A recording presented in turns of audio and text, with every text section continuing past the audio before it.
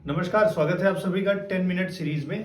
और जैसे कि हम लोग लगातार 10 मिनट सीरीज में एक इम्पॉर्टेंट मुद्दे पर बात करते हैं, तो अभी हम लोग क्लासिकल डांस की एक सीरीज लेकर के रोज एक डांस पर बात करते हैं। आज हम लोग जिस पर बात करने जा रहे हैं वो आपके सामने दिख रहा है।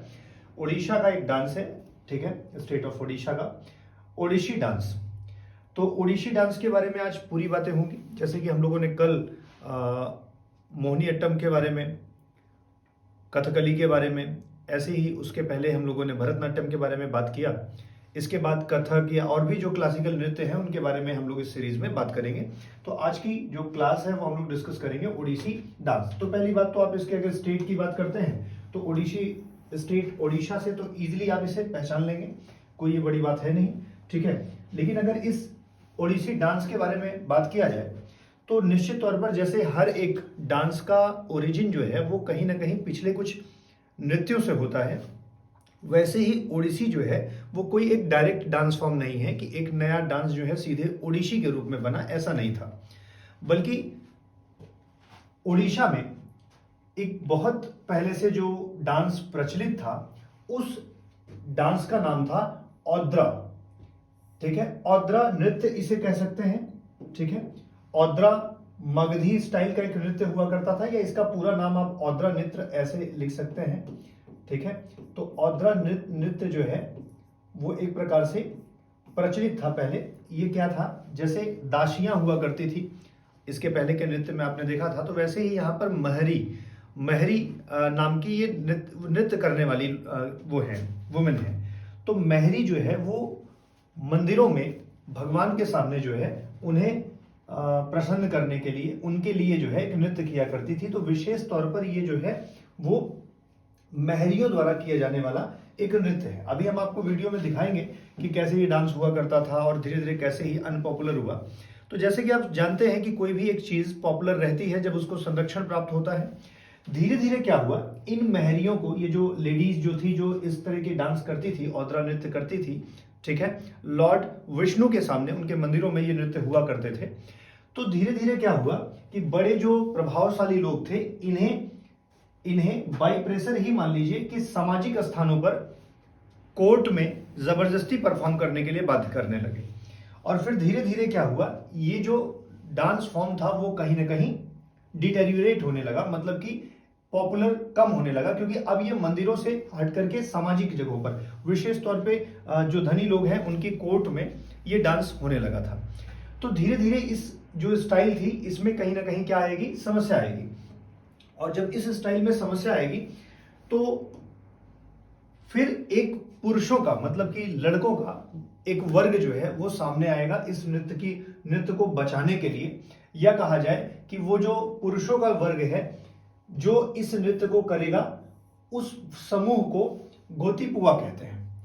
तो गोतीपुआ जो है वो नृत्य करने वाले पुरुषों का एक समूह है। और ये विशेष तौर पे जो है यही डांस जो है जिसको डिटेरियोरेट कर दिया गया था, जो पहले महरीज के द्वारा किया जाता था मंदिरों में, अब चूंकि वो पब्लिक प्लेसेस पे किया जाने लगा तो मंदिरों से उसकी प्रथा समाप्त होने लगी थी।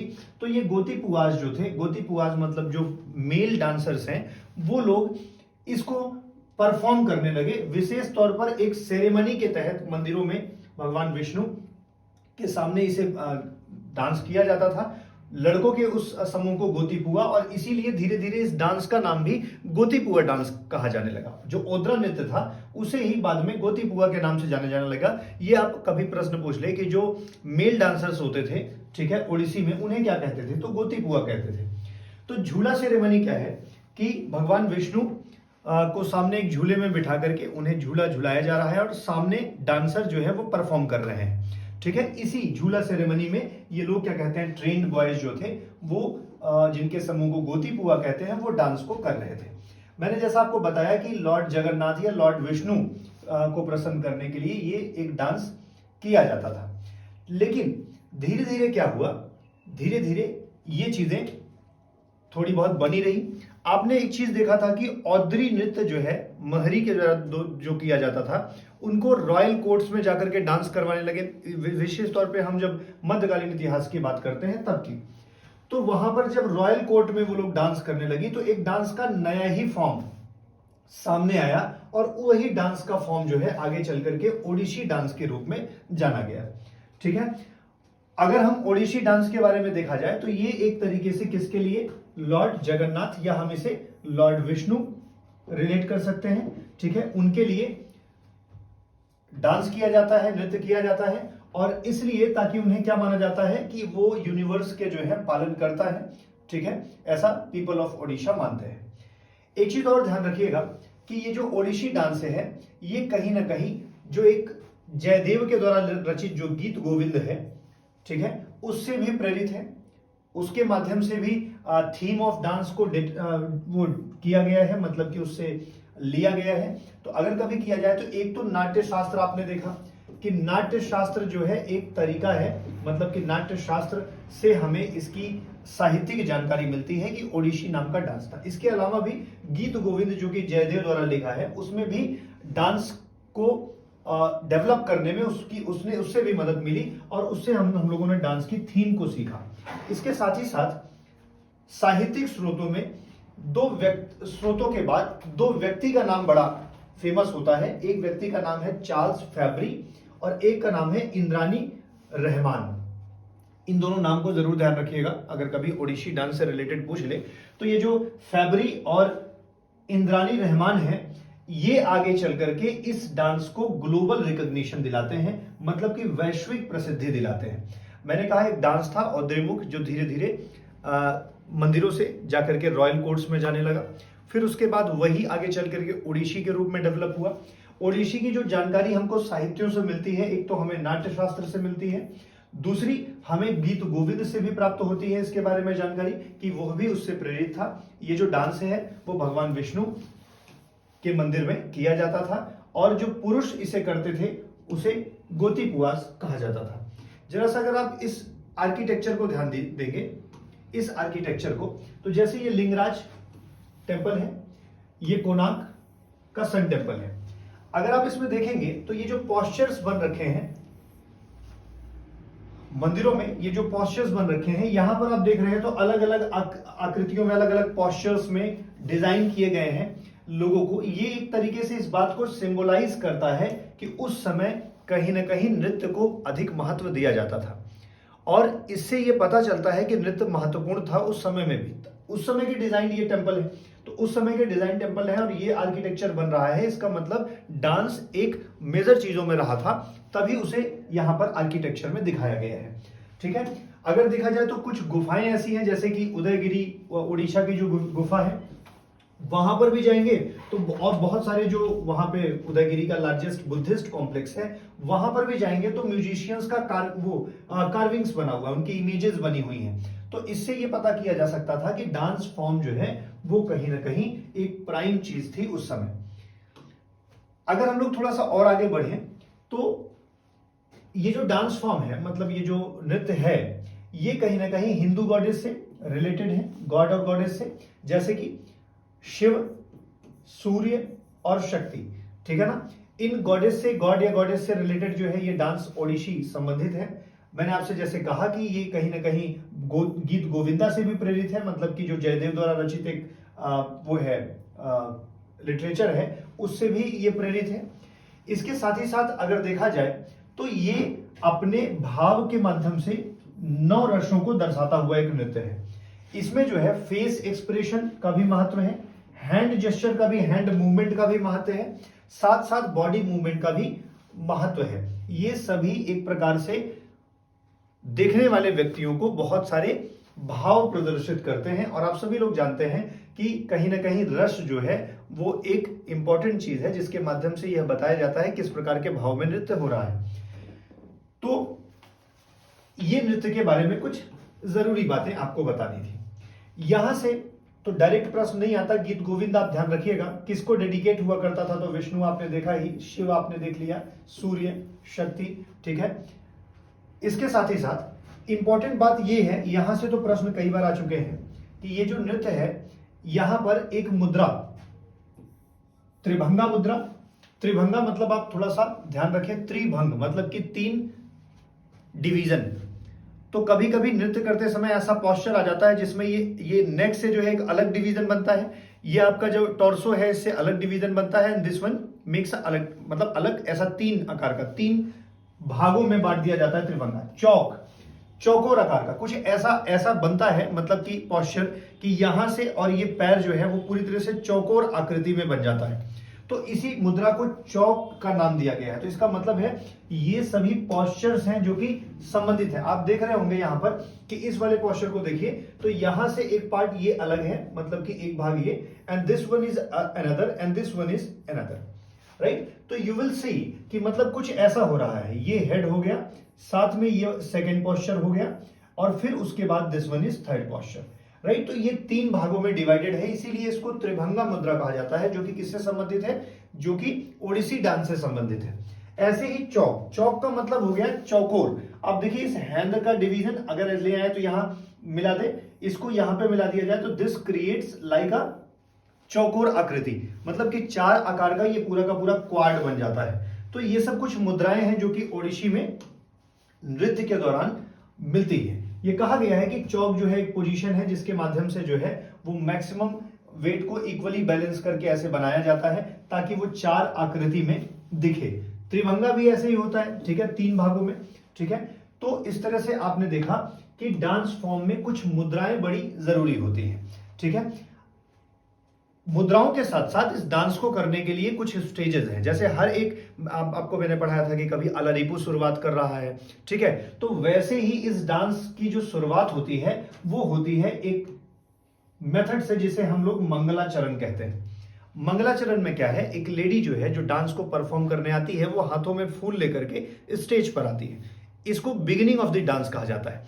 मैं आपको थोड़ा सा दिखाता हूं, थोड़ी सी चीजें दिखाते हैं हम लोग, मतलब मैं आपको मंगलाचरण के बारे में थोड़ा सा दिखाता हूं। आप इसे देखिएगा, एक लेडी है जो कि फूल हाथों में लेकर के स्टेज पर आ रही हैं, ठीक है। और यहां पर आकर के क्या करेंगी, जो ऑडियंस बैठे हैं उनको नमस्कार, साथ में वहां गणेश जी की प्रतिमा होगी, ठीक है। तो उन्हें जो है पुष्प अर्पित करेंगी, कोई और भी गॉडेस हो सकते हैं या गॉड हो सकते हैं। तो ये पुष्प लेकर के जो शुरुआत है, ये पूरा का पूरा नृत्य क्या है, मंगलाचरण के नाम से जाना जाता है। अब देखिए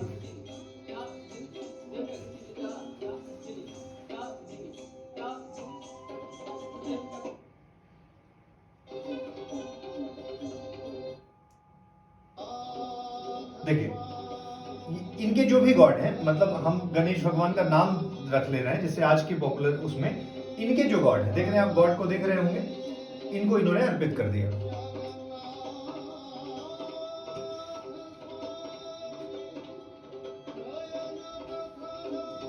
तो आपने देखा ये पहला जो चरण है इसी को मंगलाचरण कहा जाता है। मंगलाचरण का मतलब the beginning of dance. Odissi का जो प्रथम चरण है उसे आप मंगलाचरण कहते हैं, ठीक है।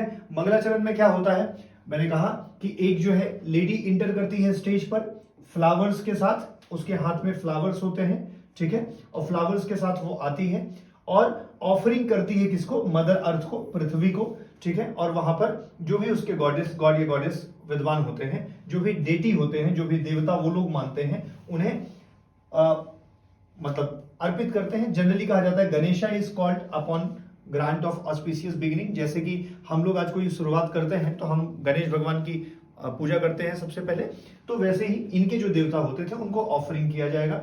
वर्तमान में अगर गणेश भगवान है तो गणेश भगवान को किया जाएगा, ठीक है। तो इस तरीके से इस डांस की शुरुआत होती है। इस डांस का जो दूसरा स्टेज है उसे बाटू कहा जाता है। दूसरा स्टेज जो है, मतलब कि मंगलाचरण के बाद जो होता है वो बाटू होता है, ठीक है। बाटू कुछ और नहीं है, एक तरीके से इसी में चौक और त्रिभंगा मुद्रा बनती है, ठीक है। तो बाटू इज द सेकंड स्टेज, और जैसे ही सेकंड स्टेज के बाद हम लोग देखते हैं बाटू का यहाँ पे संबंध जो है बटुकेश्वर, भैरव या शिव से रिलेशन है। तो बाटू जो है it is related to Shiva, अगर कभी कोई पूछ ले तो ध्यान रख लीजिएगा। तीसरा जो स्टेज होता है वो पल्लवी होता है। पल्लवी में क्या होता है, ये म्यूजिकल कंपोजिशन है, मतलब यहां पर संगीत भी आपको दिखेगा, ठीक है। और डांसर जो होता है वो कहीं ना कहीं जो तान होती है, मतलब कि जो रिदम होती है उसी के अनुसार, ताल के आधार पर अपने फेस के एक्सप्रेशन और डांस के मूवमेंट करता है। आइए हम आपको थोड़ा सा पल्लवी के बारे में दर्शाते हैं, मतलब दिखाते हैं थोड़ा सा। Where is that Pallavi, yes, see, ये पल्लवी मूवमेंट है। ठीक है। अब यहां म्यूजिक भी है और उसी के अनुसार डांस भी करना है फेस के एक्सप्रेशन के साथ।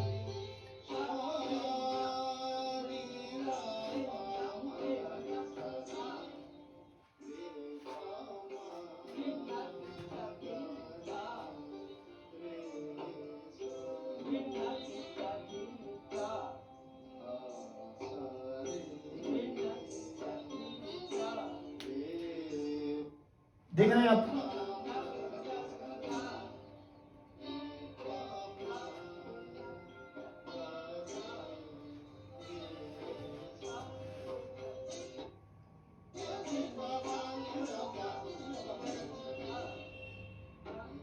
तो डांस के इस वाले भाग को देखिए, अब इतना तो है नहीं कि अब लोग बता के थोड़ी करेंगे कि मंगलाचरण प्रारंभ हो रहा है, उसके बाद फिर बटू प्रारंभ हो रहा है, फिर जो है उसके बाद वो कहेंगे पल्लवी प्रारंभ हो रहा है। बट ये हम लोग अपनी समझ के लिए डिवाइड कर लेते हैं ना। जैसे हम लोगों ने कल वाले में, परसों वाले में, तो हर एक वीडियोस में लगभग पढ़ा है कि कैसे स्टेजेस हम लोग डिवाइड करते हैं। उसके बाद एक स्टेज आता है जिसे हम लोग बोलते हैं थारी झाम। थारी झाम ये प्योर डांस है। थारी झाम जो है वो लगभग डांस की तरह होता है, कंक्लूजन के पहले, मतलब खत्म होने के पहले का एकदम प्योर डांस फॉर्म होता है, ठीक है। एकदम जो नृतक है वो डांस ही लगातार कर रहा होता है। अगर हम इसको भी आपको थोड़ा सा 1 मिनट के लिए दिखाना चाहें तो this one, yes, it is a pure form of dance, ठीक है ना। ये पूरी तरह से डांस का फॉर्म है। आप इसे देखिए, आप इस पूरे के पूरे डांस को देखिए। यहां पे क्या है ना, कुछ आकृतियां, जैसे बीड़ा बजाते हुए, डांस करते समय बीड़ा बजाने का पोस्चर ले रहा है, कभी फ्लूट बजाने का पोस्चर लेगा, ठीक है। तो इसके माध्यम से ना कुछ ऐसी आकृतियां दिखाई जाएंगी जो आप देखिए। अभी हो सकता है ये जैसे बीड़ा का हो गया कि बीड़ा कैसे पकड़ करके बजाएंगे, तो वो पोस्चर हो गया। साथ में अभी आप देखेंगे तो फ्लूट का भी, जैसे बांसुरी बजाई जाती है तो ऐसे देखिए, शायद अभी आगे देखिए, हाँ ये देखिए,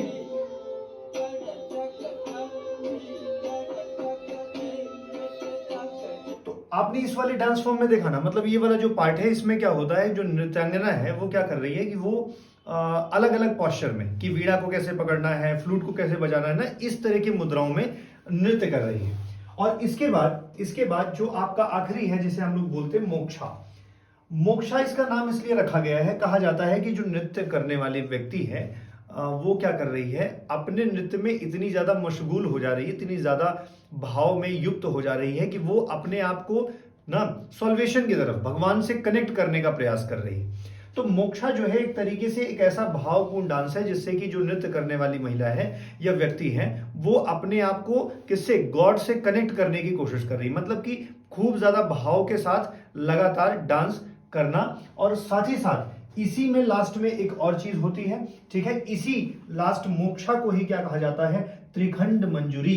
त्रिखंड मंजूरी क्यों कहा जाता है कि जब डांस खत्म होता है तो 3 लोगों से वह अनुमति लेकर के स्टेज को छोड़ रही होती है। एक तो ऑडियंस से, एक भगवान से, ठीक है ना, और एक वहां के जो गॉड होते हैं, मतलब if I am not wrong, तो यही तीनों चीजें हैं जिन्हें वो छोड़ करके, मतलब कि जो दर्शक हैं, जो स्वयं का जो वादक, हाँ जो म्यूजिक वो सब वाद्य यंत्र बजा रहे हैं उनसे, और भगवान से, इनसे प्रार्थना करके लास्ट में moksha is the last part. और इसीलिए इसको किस नाम से जानते हैं, त्रिखंड मंजूरी के नाम से भी जाना जाता है, ठीक है। आई होप आपको चीजें समझ में आई होंगी। मैं थोड़ा सा और आपको इसके बारे में दिखाता हूं, मतलब मोक्षा डांस के बारे में। लेट्स सी, देखिए ये अंतिम फॉर्म ऑफ डांस है ना, Moksha is the last dance, last part of the Odissi dance ना, ऐसा कहते हैं।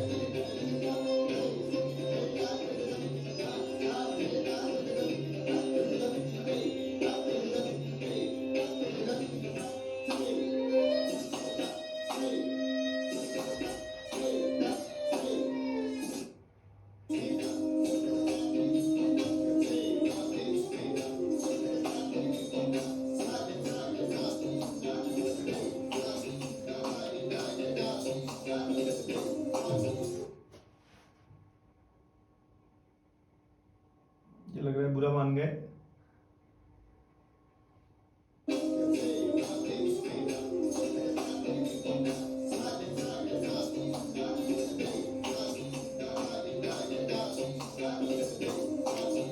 चलिए, अब आपको अगर पूरा डांस देखना है तो आप जाकर के सर्च करके देख लीजिएगा। मैं तो बस थोड़ी सी आपके लिए मदद कर रहा था कि ऐसा हाथ डांस होता है। तो ये सब कुछ मुद्राएं हैं, जैसे इसे हस्त मुद्रा कहते हैं, त्रिभंगा मुद्रा करते हैं 3 पार्ट में, इसे हम लोग अंगिका अभिनय मुद्रा कहते हैं और इसे चौका मुद्रा कहते हैं। कल कोई पूछ ले कि ये सब किससे संबंधित है तो आप आसानी से बता देंगे। ठीक है, जो इंस्ट्रूमेंट, जो वाद्य यंत्र इसमें होते हैं वो मुख्य रूप से देख लीजिए कौन कौन इसमें व्यक्ति होता है। तो एक जो ड्रम जो होता है जिसे वाद्य यंत्र कहते हैं उसका नाम है पखवाज।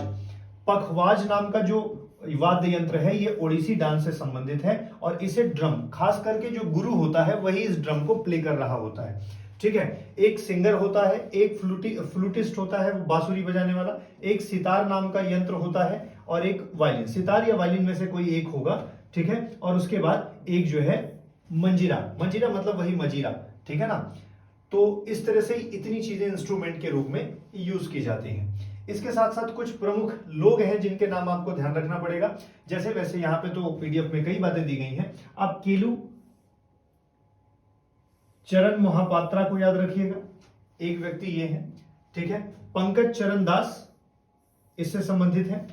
ठीक है, इसके साथ ही साथ आपको जो जरूरी बातें हैं वो याद रखिएगा, सोनल मानसिंह और कुमकुम मोहंती, सोनल मानसिंह और कुमकुम मोहंती। ठीक है, इसके साथ ही साथ केलूचरण मैंने बता ही दिया है, कुछ और नाम भी, अनीता बाबू एंड अद्या कटिकर। ठीक है, तो ये सब कुछ ऐसे नाम हैं जिनको आप याद रखिएगा अगर कभी पूछ ले। ठीक है, तो माइट बी की मतलब वो एक प्रश्न बन सकता है।